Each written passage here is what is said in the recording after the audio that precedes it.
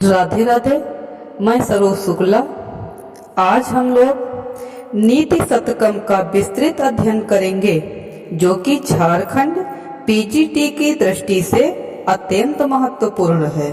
तो नीति शतकम का सर्वप्रथम मंगलाचरण देखेंगे। दिक्कालाद्य नवच्छिन्नान्त चिन्मात्र मूर्तये स्वानुभूतैक मानाय नमः शांताय तेजसे। इसका हिंदी अर्थ देखेंगे। दिशा और काल आदि द्वारा अपरिमेय अनंत तथा ज्ञानमय स्वरूप वाले केवल निजी अनुभव द्वारा जानने योग्य शांत एवं ज्योति स्वरूप ब्रह्म को नमस्कार है। इसमें अनुष्टुप छंद है, नमस्कारात्मक मंगलाचरण है, ब्रह्म को नमस्कार किया गया है। अब इसके आगे मूर्ख पद्धति का प्रारंभ होता है। अथ मूर्ख पद्धति बोधारो मत सरग्रस्ता प्रभवा स्मय दूषिता अबोधो पुरतश्चेतान्ये जीर्णमंगे सुभाषितम। बोधारो माने जानने समझने वाले अर्थात शिक्षित लोग। मत्सरग्रस्ताः माने डाह से जकड़े हुए हैं। प्रभवाः माने राजा लोग। स्मय दूषिता माने घमंड से चूर हैं। अबोधोपहता च अन्य लोग अज्ञान के मारे हुए हैं। जीर्ण माने पुराने हो गए हैं। अंगे माने शरीर में ही। सुभाषितम माने सुंदर वचन। हिंदी अनुवाद देख लेते हैं। पंडितगण द्वेष से ग्रस्त हैं और नृपवर्ग गर्भ से चूर है। दूसरे लोग तो अज्ञान के मारे हैं। अतः बेचारा सुभाषित मेरे शरीर के भीतर ही बुढ़ा गया, अभी तक बाहर नहीं निकला। किसके लिए यह कहा जाए, फिर भी मैं कुछ कहता हूं। इस प्रकार भर्तृहरि कहते हैं। अगला श्लोक देखेंगे। अज्ञः सुखम आराध्यः सुखतरम आराध्यते विशेषज्ञः ज्ञानलौ दुर्विदग्धम ब्रह्मापि नरं नरंचयति। अज्ञ माने मूर्ख को, सुखम आराध्य माने आसानी से प्रसन्न किया जा सकता है। सुख तरम आराधयते विशेषज्ञतः माने विशेषज्ञ को सुख पूर्वक अर्थात उससे भी आसानी से प्रसन्न किया जा सकता है। ज्ञान लव दुर्विदग्धम माने अल्प ज्ञान वाले को। ब्रह्मापि माने ब्रह्मा भी। रंजयति माने प्रसन्न नहीं कर सकते। हिंदी अर्थ देखेंगे। अज्ञानी मनुष्य आसानी से प्रसन्न किया जा सकता है। विशेषज्ञ अर्थात पंडित तो और भी आसानी से प्रसन्न किया जा सकता है, लेकिन रंच अर्थात थोड़ा ज्ञान के कारण गर्वित मूढ़ जन को ब्रह्मा भी प्रसन्न नहीं कर सकते। त्रसः मणिमुद्धरेण मकर वक्त्रन्दष्टान्तराः समुद्रमपि सन्तरेत् प्रचलद्मीमालाकुलं भुजङ्गमपि कोपितं शिरसि पुष्पवाधारैः नातो प्रतिनिविष्टमूर्खजन चित्तमाराधयेत्। त्रसः माने बलपूर्वक, मकर वक्त्र दंष्टांतराह माने घड़ियाल के मुख की दाढ़ों के बीच से। समुद्रमपि माने समुद्र को भी। संतरेत प्रचलत माने चंचल लहरों द्वारा संतरेत माने पार किया जा सकता है। भुजंगमपि माने सर्प को भी, कोपितम माने क्रुद्ध, शिरसि माने सिर पर, पुष्पावधारेह माने पुष्प के समान धारण किया जा सकता है। हिंदी अर्थ देखेंगे। कोई चाहे तो मगर के मुख में हाथ डालकर उसके दांतों के बीच से मणि को जबरदस्ती खींचकर निकाल सकता है। लहराती तरंगों से उमड़ते समुद्र को हाथों से तैरकर पार कर सकता है। अपने सिर पर क्रोध से जलते हुए सांप को पुष्पमाला की तरह धारण कर सकता है। परंतु जिद्दी मूर्ख के मन को कोई भी प्रसन्न नहीं कर सकता। इस श्लोक में पृथ्वी छंद है। अगला श्लोक देखेंगे। लभेत सिक्तासु तैलमपि यत्नतः पीडयन् पिबेच्च मृगतृष्णकासु सलिलं पिपासार्दितः कदाचिदपपर्यटनस्सि विषाणमासादयेन नातोपतिनिविष्टमूर्खजनचित्तमाराधयेत्। हिंदी अर्थ देखेंगे। यत्न माने प्रयत्न या उपाय से, पीड़यन माने पीड़ते हुए, पिपासार्दिता माने प्यास से पीड़ित,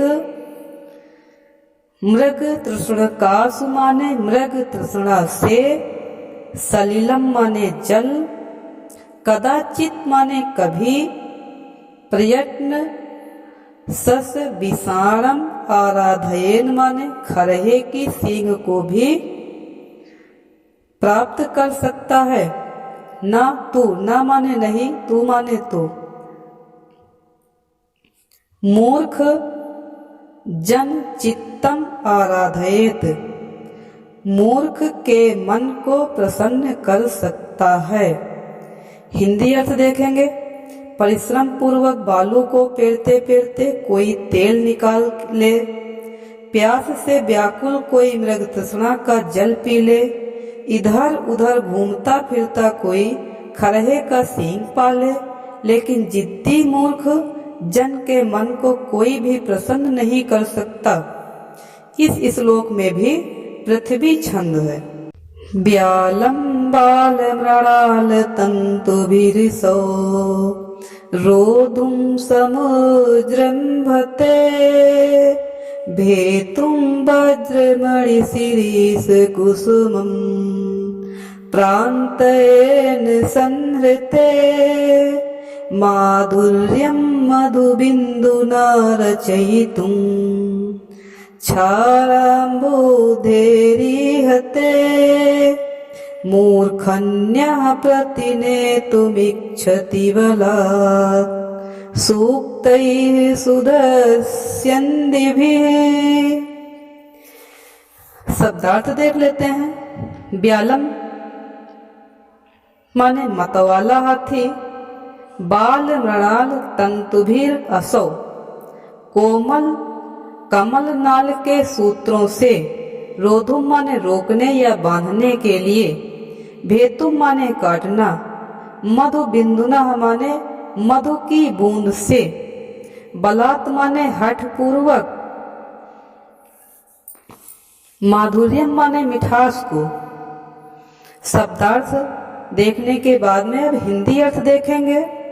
जो अपनी अमृत वर्षणी सूक्तियों द्वारा मूर्खों को बलपूर्वक अर्थात प्रयत्न पूर्वक प्रसन्न करना चाहता है, शिरीष पुष्प के किनारे से वज्रमणि हीरे को काटना चाहता है और खारे समुद्र को एक दो बूंद मधु डालकर मीठा करने की चेष्टा करता है। इस श्लोक में शार्दूल भी क्रीडत छंद है। अगला श्लोक देखेंगे।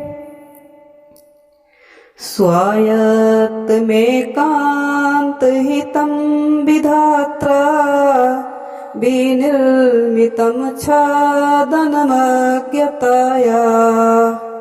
विशेषतः सर्वविदां समाजे विभूषणं मौनं पंडितानां।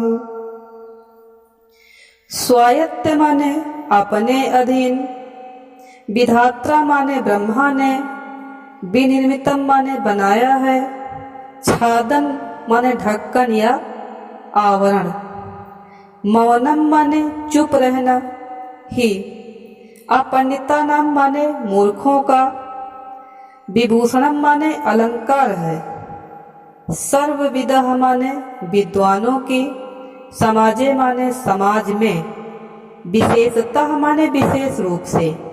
हिंदी अर्थ देखेंगे, विधाता ने मूर्खों के अपने हाथ में रहने वाले और अत्यंत हितकारी मौन को मूर्खता के छिपाने का ढक्कन बनाया है, जो विद्वान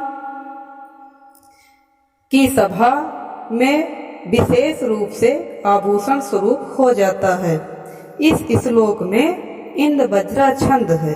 यदा किंचिज्ञोऽहं गजयुमदान्धः समभवम् तदा सर्वज्ञोऽस्मीति भवद्वलिप्तं मम मनः। यदा किंचित् बुद्धजन सकाशादवगतं तदा मूर्खोऽस्मीति ज्वरयुमदो मे व्यपगतः। यदा माने जब, किंचित माने थोड़ा, ज्ञा माने ज्ञान, अहम माने मुझे, गज यु माने हाथी के समान, मदांध माने मदांध अर्थात मतवाला, संभवा माने हो गया, तदा माने तब, सर्वज्ञोऽस्मीति माने मैं सर्वज्ञ हूँ अर्थात मैं सब कुछ जानता हूँ। मम माने मेरा, मनः माने मन, आकाश पर चढ़ गया। यदा किंचित किंचित जब मैं थोड़ा थोड़ा, बुद्ध जन सकाशादगतम विद्वान लोगों के पास जाने लगा, तदा माने तब, मूर्खोऽस्मीति मैं मूर्ख हूँ। ज्वर यु माने बुखार के समान या ज्वर के समान, मदो माने मद, में माने मेरा, व्यपगता माने हटने लगा। हिंदी अर्थ, जब मैं अल्पज्ञ होकर भी मतवाले हाथी के समान मदांध हो गया, तब यह समझ कर कि मैं सर्वज्ञ हूँ, सब कुछ जानता हूँ, मेरा मन आकाश पर चढ़ गया। जब मैं पंडितों की संगति में थोड़ा थोड़ा जाने लगा, तब मैं अपने को मूर्ख समझने लगा और मेरा गर्भ ज्वर के समान धीरे धीरे हटने लगा। इस श्लोक में शिखरणी छंद है। अगला श्लोक, कृमिकुलचितं लालाक्लिन्नं विगन्धिजुगुप्सितं निरूपं रसप्रीत्या खादान्यखरास्ति निरामिषम् सुरपतिमपि सस्वा पार्श्वथं विलोक्य न शङ्क्यते न हि गणयति क्षुद्रो जन्तुः परिग्रह फलगुतान्। हिंदी अर्थ, कीड़ों से भरी, लार से भीगी, दुर्गंधमय, हे निर्मास गधे की हड्डी को चाव से चबाता हुआ कुत्ता अपने पास खड़े इंद्र को भी देख कर नहीं लजाता अर्थात परवाह नहीं करता। नीच अपनाई हुई वस्तु की तुच्छता की परवाह नहीं करता अर्थात स्वीकृत वस्तु की क्षुद्रता पर ध्यान नहीं देता। श्लोक संख्या 10। शिरः सर्वं स्वर्गात् पशुपति शिरस्ताः क्षितिधरम् महीघ्रादुत्तुङ्गात् वनिश्चापि जलधिम अधोध्यो गङ्गेयम् पदमुपगतास्तोकमथवा विवेकभ्रष्टानां भवते विनिपाताः सतमुखाः। इस श्लोक के माध्यम से विवेक भ्रष्टि व्यक्ति का वर्णन किया गया है। गंगा स्वर्ग से शिव के मस्तक पर गिरी, शिव के सिर से हिमालय पहाड़ पर, हिमालय पहाड़ से पृथ्वी पर, पृथ्वी से गिरकर समुद्र में जा मिली। इस तरह यह नीचे से नीचे गिरती गई। वास्तव में बात यह है कि जिनका विवेक भ्रष्ट हो गया उनका पतन सैकड़ों प्रकार से होता है। श्लोक संख्या 11। शक्यो वारयितुं जलेन हुतभुक् क्षत्रेण सूर्यास्तपः नागेन्द्रो निशताङ्कुशेन समदो दण्डेन गोगर्दभो व्याधिर्वेषजस संग्रहैश्च विविधैर्मन्त्रप्रयोगैर्विषम् सर्वस्य औषधमस्ति शास्त्रविहितम् मूर्खस्य नास्त्यौषधम्।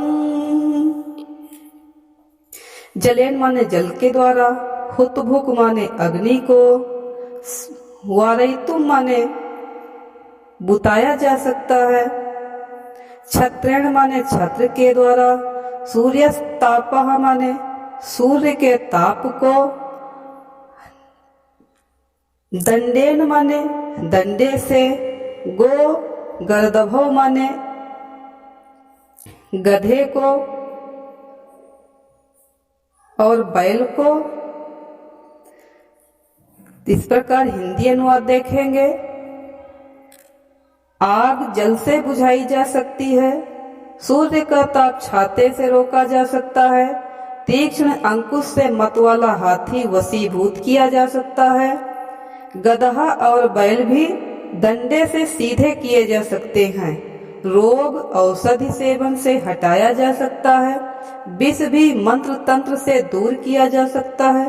प्रत्येक वस्तु की दवा शास्त्र में विहित है, पर मूर्ख की दवा कुछ भी नहीं है। झारखंड पीजी की दृष्टि से जितने श्लोक लगे थे वे सब संपूर्ण हो गए। अब हम किसी दूसरे वीडियो के साथ पुनः मिलते हैं। तब तक के लिए राधे राधे।